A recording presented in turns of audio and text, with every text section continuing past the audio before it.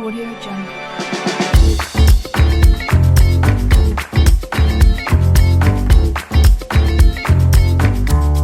Audio Jungle. Assalamualaikum warahmatullahi wabarakatuh. Selamat malam, atau bisa juga pagi ya. Siang juga nggak masalah sih, karena kan Anda dimanapun juga saat ini menyaksikan kami. Terima kasih. Ini di studio Among Tani Foundation di Kota Wisata Batu tentunya. Nah, malam hari ini saya lagi kedatangan dua tamu yang memang benar-benar tamu, karena dia sebenarnya datang untuk sebuah acara sendiri, kemudian kita culik ke studio ini untuk kita ngobrol-ngobrol, karena memang beliau berdua nanti akan berbuat sesuatu untuk ulang tahun Kota Wisata Batu pada Oktober mendatang. Nah, keduanya berasal dari Bali dan keduanya juga orang-orang yang sangat ekspert kalau suruh ngomong tentang tari. Yang pertama adalah Mas Ketut Suryadi Putra. Bukan putri perempuan. Beli Ketut, apa kabar? Baik, Mas Indra. Ini mohon maaf sekali Anda saya culik. Enak-enakan tadi sebenarnya ngobrol di angkringan, sebenarnya di luar, kemudian Beli, ayo kita ngobrol dulu lah kaitannya sama, karena kan saya mendengar bahwa Beli Ketut ini mau memiliki sesuatu untuk Kota Batu, makanya Anda saya culik ke sini. Tetapi Beli Ketut tidak berani sendiri, bukan tidak berani sendiri, tetapi karena memang berdua mereka datang dari Bali, maksud saya Mas Beli Restu Padma. Beli, saya harus membiasakan diri untuk menyebut Beli Restu. Selamat malam juga. Selamat malam. Tidak kedinginan di Batu? Lumayan. Lupa bawa jaket. Jangan khawatir, nanti teman-teman ATM juga bisa. Baik, Beli Ketut dan Beli Restu. Anda konon akan menyiapkan sesuatu untuk ulang tahun Kota Batu. Memang masih lama. Kita ulang tahun pada tanggal 17 Oktober 2022 nanti. Apa yang sebenarnya Anda berdua siapkan ini untuk masyarakat Kota Batu ini? Selamat malam Mas Indra, selamat malam pemirsa. Jadi ini adalah ide awal dari Bapak Edi Rumpoko selaku founder dari Among Tani Foundation ini.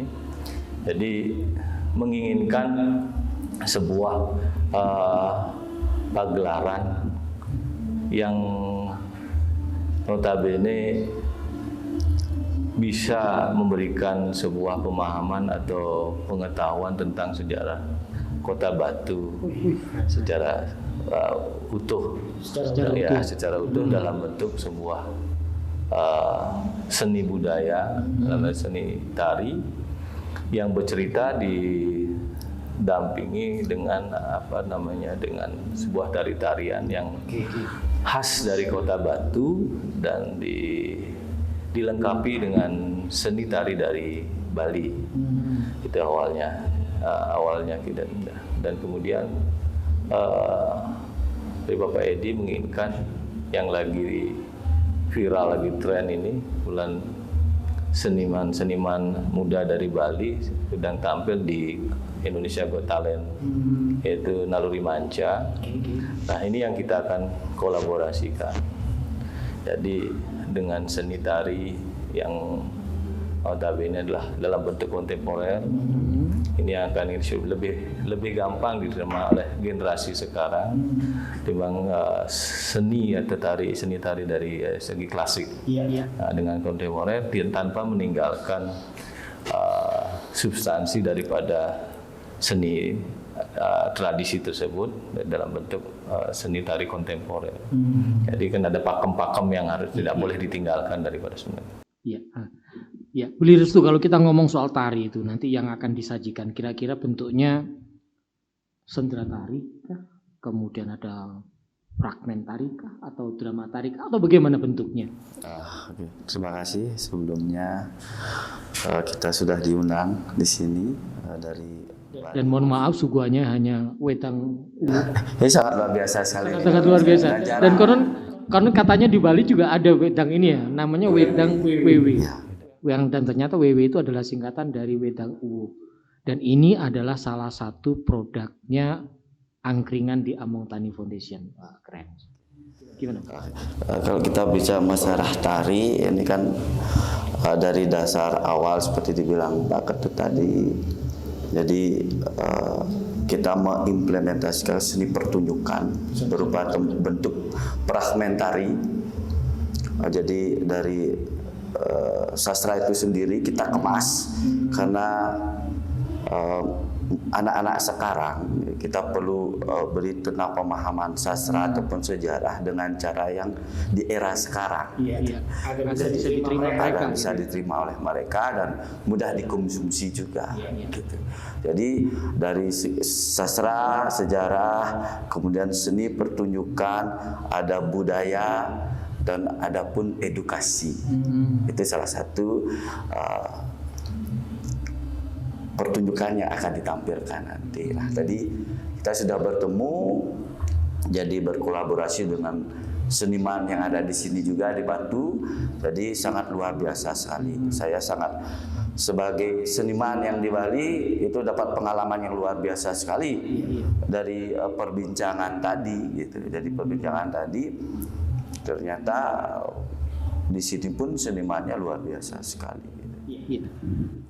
Antara Bali dan Batu sama-sama dari huruf B-nya.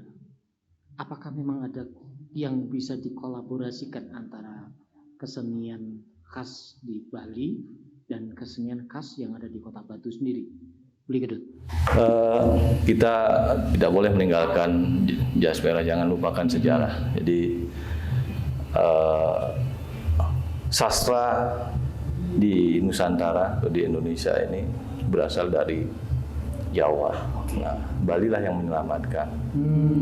Jadi menyelamatkan sastra-sastra itu kembali dari segi aksaranya, kan semua ada kemirikan. Arti, fungsi, filsafat. Kalau di Bali nama tatu itu tidak berbeda jauh. Nah sekarang kan casingnya saja yang berubah.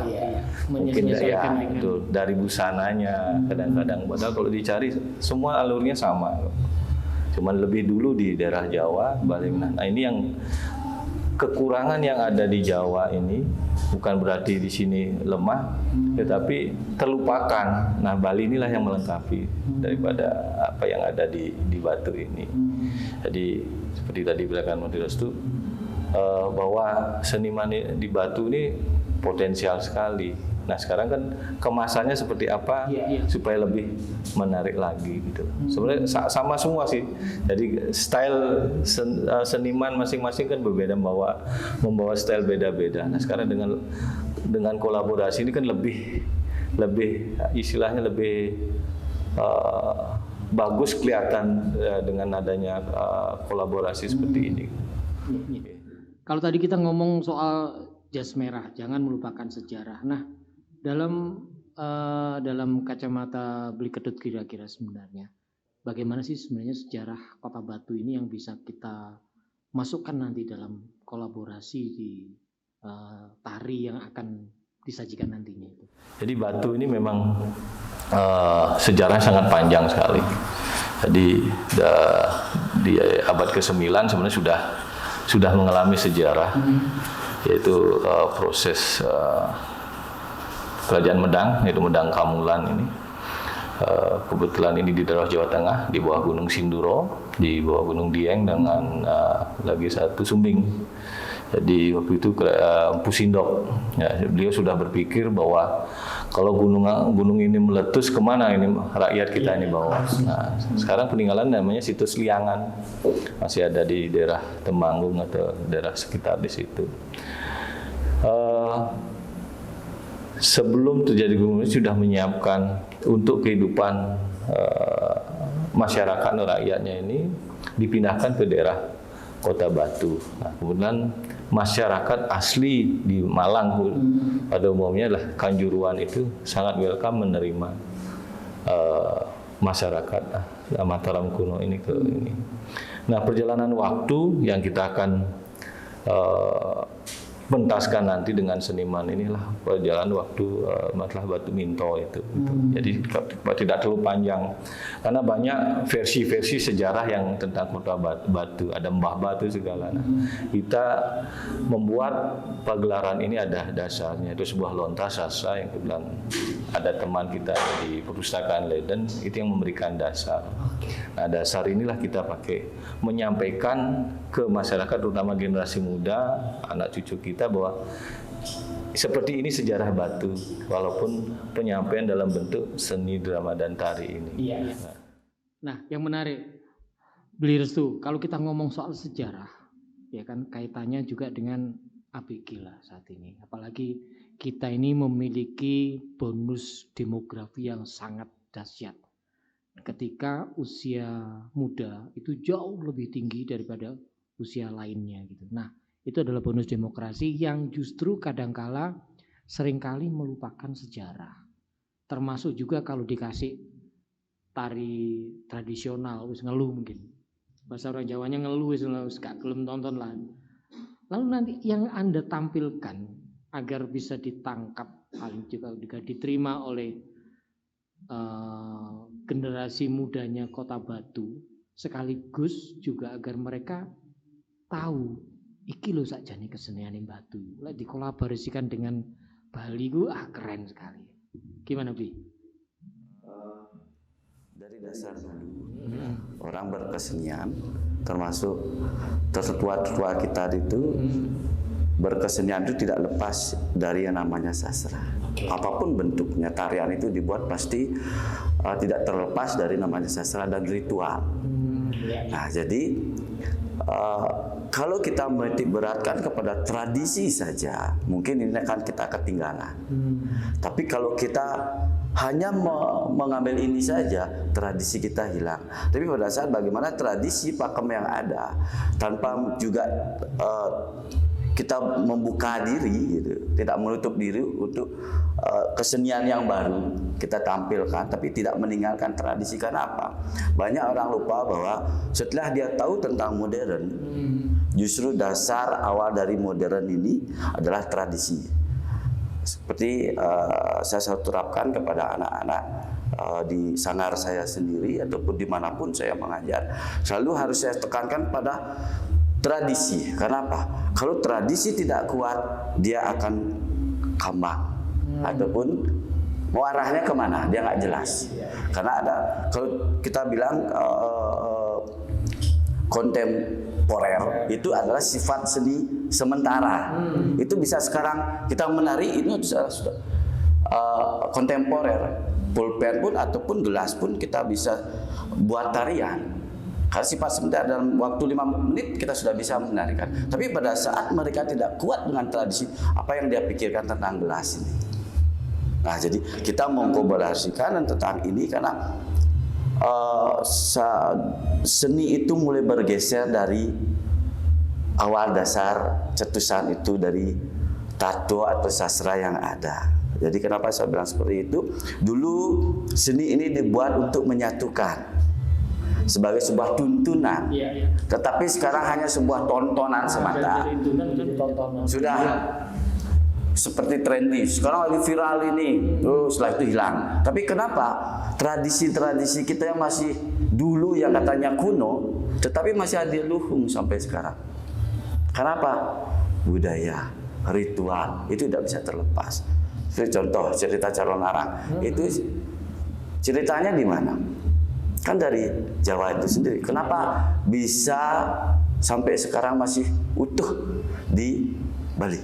Betul. Dan saya juga sangat menyukai ceritanya masih utuh di Jawa, tetapi secara ritual ataupun secara roh atau di Bali disebut dengan taksu. Karena dibilang taksu, kalau orang pintar menari, tapi kalau tidak ada taksu, tidak ada sesuatu kekuatan dari dalam diri jiwanya itu, ya tidak akan menarik. Karena menurut saya menari itulah ekspresi jiwa. Nah, kembali kepada ini adalah bagaimana kita mengkolaborasikan antara seni tradisi dengan tradisi modern yang sekarang untuk kita sampaikan kepada anak generasi muda sekarang dengan narasi. Jadi ada dalang. Nah, di situ saya berpikir bahwa dalang tradisi harus juga, tapi secara narasi modern seperti monolog gitu. Jadi campur, ada bahasa Jawinya, ada bahasa Indonesianya. Yang paham pun, yang tua-tua juga senang dengan bahasa ini. Mungkin orang muda nggak ngerti, tapi dengan bahasa ini bisa dia mengartikan bahasa sastra ini ke bentuk bahasa Indonesia. Jadi dua narasi ini akan dibuat. Oke, dua narasi yang akan dibuat, artinya bahwa narasi-narasi yang bisa diterima oleh semua kalangan dan diharapkan tidak hanya sekedar menjadi tontonan, karena kan kalau tontonan itu selesai ditonton ya selesai, tapi kalau tuntunan kan diharapkan bisa terus.